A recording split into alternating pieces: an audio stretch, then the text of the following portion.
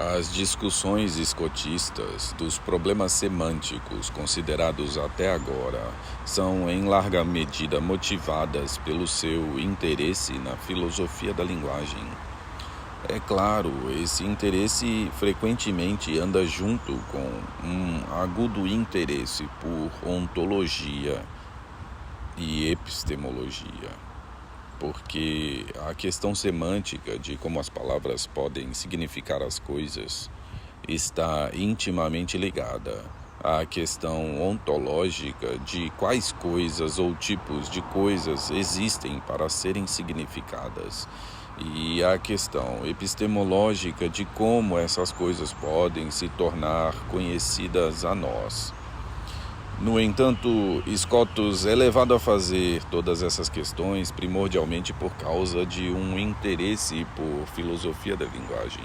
Ele pretende ganhar um melhor entendimento da função dos termos e das sentenças. Em seus escritos metafísicos e teológicos, Scotus frequentemente visa outros interesses quando levanta questões semânticas. Neles, ele primordialmente pretende ter um melhor entendimento da estrutura do mundo e de sua relação com Deus, o Criador. Mas para ganhar esse entendimento, frequentemente é necessário lidar com problemas semânticos, pois uma discussão de questões metafísicas e teológicas frequentemente pressupõe uma análise semântica das palavras usadas na formulação dessas questões, ou um exame da estrutura semântica geral, na qual as questões são levantadas. Isso fica evidentíssimo no caso de uma questão avidamente debatida no século XIII, a saber, se podemos usar nomes para Deus. À primeira vista, parece ser fácil responder a essa questão. Alguém poderia responder: é claro que podemos usar nomes, conforme mostram os exemplos YHWH, Deus, etc. E podemos usar esses nomes até em predicações, por exemplo, quando dizemos Deus é todo-poderoso. No entanto, é muito difícil uma resposta desse tipo ser convincente, conforme observado por muitos teólogos escolásticos. Referindo-se às nossas limitadas capacidades cognitivas, eles indicaram que não conhecemos a essência de Deus, tampouco compreendemos plenamente todos os atributos divinos. Portanto, não podemos ter um conceito distinto de Deus que o caracterizaria com exatidão. Então, como podemos nomear Deus se não o compreendemos e não somos capazes de caracterizá-lo com exatidão?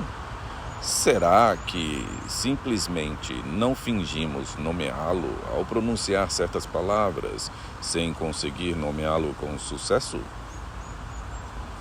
Tomando a deixa de Henrique de Gandhi, Scotus tenta responder essas questões olhando para as questões semânticas gerais escondidas por trás do debate teológico. Ele enfatiza que não podemos saber se é possível nomear Deus a menos que saibamos como é, em princípio, possível nomear algo ou alguém. Por tal razão, precisamos primeiro perguntar como um falante pode nomear uma coisa e como esse ato linguístico está relacionado à sua compreensão daquela coisa. A questão teológica específica só poderá ser respondida quando a questão semântica mais geral tiver sido examinada. Scotus relata que muitos filósofos e teólogos examinam essa questão geral com a suposição de que podemos nomear uma coisa somente na medida em que temos uma compreensão dela, e que eles chegam mesmo a propor que só somos capazes de nomear uma coisa na mesma medida em que somos capazes de compreendê-la. Conforme é compreendida, assim é nomeada. Sicut intelligitur, sic et nominatur. Em sua opinião, essa é exatamente a suposição sem fundamento e enganadora, e não só quando usada em debates teológicos. Ele ilustra esse ponto com o caso simples da nossa compreensão de uma pedra. Em uma situação perceptiva normal, Compreendemos uma coisa tal como uma pedra somente na medida em que ela estiver presente a nós com vários acidentes, isto é, com certa cor, formato, tamanho, etc., a menos que tenhamos passado por um processo de abstração. Não compreendemos a substância nua da pedra. Antes, temos uma compreensão da coisa material concreta, com todos os acidentes percebidos. Não obstante, somos capazes de usar a palavra pedra, que nomeia só a substância e não todos os acidentes que vêm junto com ela. Dessa forma, podemos nomear uma substância sem ter uma compreensão precisa dela. Nomear e compreender simplesmente não se combinam. De acordo com Scotus, esse exemplo mostra ser preciso cautela ao se alegar que podemos nomear somente aquilo que compreendemos perfeitamente. Em alguns casos, de fato, nomeamos o que compreendemos perfeita e distintamente. Mas também há outros casos que precisam ser considerados. Scotus faz uma lista de 4 tipos diferentes de nomeação. 1. Em um caso muito básico, uma pessoa pode nomear algo sem ter compreensão alguma, sem ter sequer uma compreensão do fato de estar pronunciando uma palavra dotada de significação. Esse é o caso quando uma pessoa simplesmente pronuncia uma série de sons que, por acaso, é uma palavra desconhecida ao falante, ou quando um papagaio repete o som humano após ouvi-lo. 2. Em um caso mais complexo, uma pessoa pode nomear algo quando sabe que uma palavra é dotada de significação, mas desconhece qual seria ela. Isso acontece quando uma pessoa que não sabe português pronuncia humano, uma série de sons que, segundo lhe disseram, é uma palavra em português. 3. Em um caso ainda mais complexo, alguém pode nomear algo se uma compreensão da coisa que se pretende nomear existe, mas a compreensão se baseia em um conceito vago. Este é o caso quando alguém que pronuncia a palavra humano tem um conceito de ser humano, mas um conceito que é um tanto inexato e não considera a diferença específica entre os seres humanos e outros animais. Finalmente, uma pessoa pode nomear algo quando tem uma compreensão perfeita da coisa a ser nomeada, isto é, uma compreensão baseada em um conceito preciso. Isso acontece quando uma pessoa, possuidora do conceito mais exato de ser humano, pronuncia a palavra humano. Obviamente, há um tipo de progresso nesses 4 tipos de nomeação. Começando com o tipo mais imperfeito de nomeação, uma pessoa pode melhorar suas habilidades linguísticas e conceituais até o tipo mais perfeito ser alcançado. Mas a existência desses tipos diferentes de nomeação demonstra o erro de acreditar que uma pessoa só é capaz de nomear alguma coisa se tiver uma compreensão perfeita dessa coisa.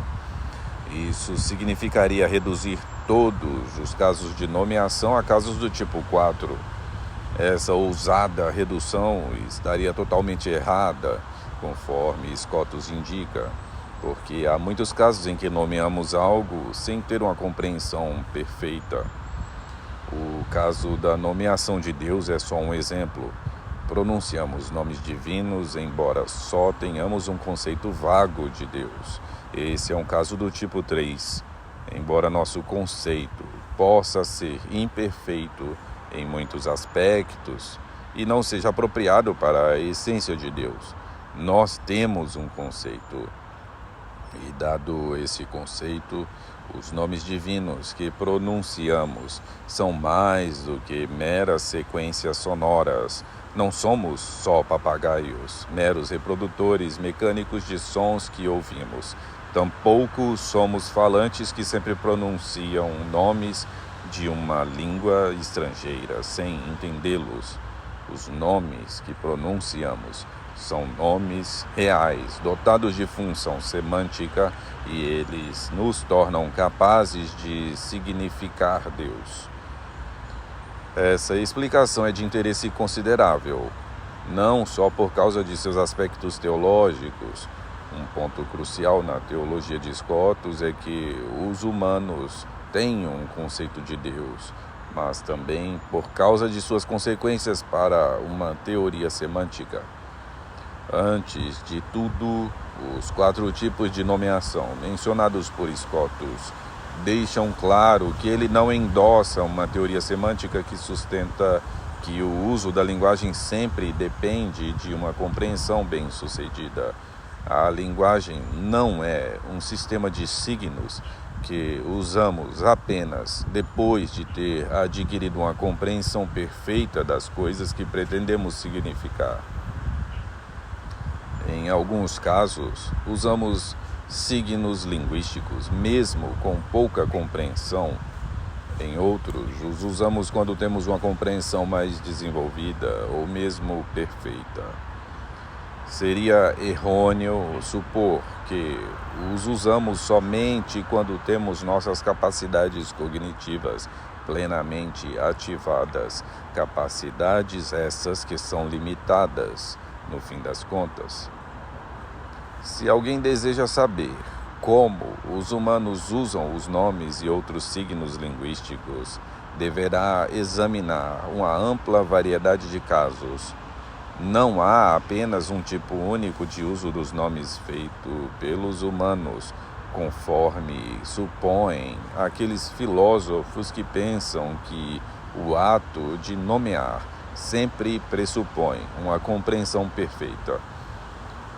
A explicação escotista é interessante também por mostrar que ele não se restringe à tradicional abordagem mentalista da linguagem. Ou seja, ele não apenas aprova a ideia de que os nomes e outras palavras faladas precisam estar ligados a algo na mente, espécies inteligíveis, conceitos, compreensões ou quaisquer outros itens mentais que possam existir, de modo a terem uma significação. Scotus também considera a abordagem intencionalista da linguagem. Ele reforça o ponto de que a intenção do falante não pode ser negligenciada para se avaliar a função semântica das palavras, porque, em muitos casos, a compreensão ligada à palavra falada pode estar incompleta ou ser vaga, mas o falante, apesar disso, consegue significar certa coisa. Isso se deve à intenção do falante, a qual, de alguma maneira, escolhe um objeto no mundo, embora o falante possa não ser capaz de apreender perfeitamente a natureza desse objeto. Em medida considerável, é a intenção de quem fala, e não só seu conceito ou sua compreensão, que torna possível as palavras engancharem-se no mundo. E um falante pode ter essa intenção mesmo que tenha somente uma parca compreensão dos objetos no mundo. A intenção de quem fala não é derivada só da sua compreensão. Esse é um ponto importante, com surpreendentes semelhanças com outro que tem sido reforçado por recentes filósofos da linguagem. Ilustrarei esse ponto com um exemplo que se tornou bastante conhecido nos debates recentes.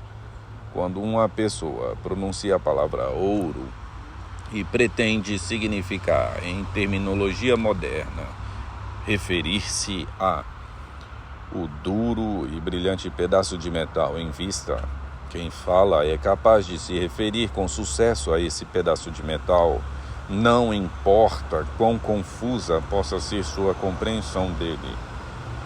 Essa pessoa pode ter a compreensão de um leigo ou a de um alquimista do ouro, e pode dar uma descrição bastante incompleta, turva ou mesmo errada do ouro. Isso não importa. O que importa para uma referência bem-sucedida ao ouro é a intenção dessa pessoa para escolher exatamente esse pedaço de metal em vista. Uma compreensão imperfeita e uma descrição definida imperfeita ou errada do ouro não impede que o falante se refira ao ouro. O ato de referir é, em grande parte, independente do ato de compreender ou referir com sucesso.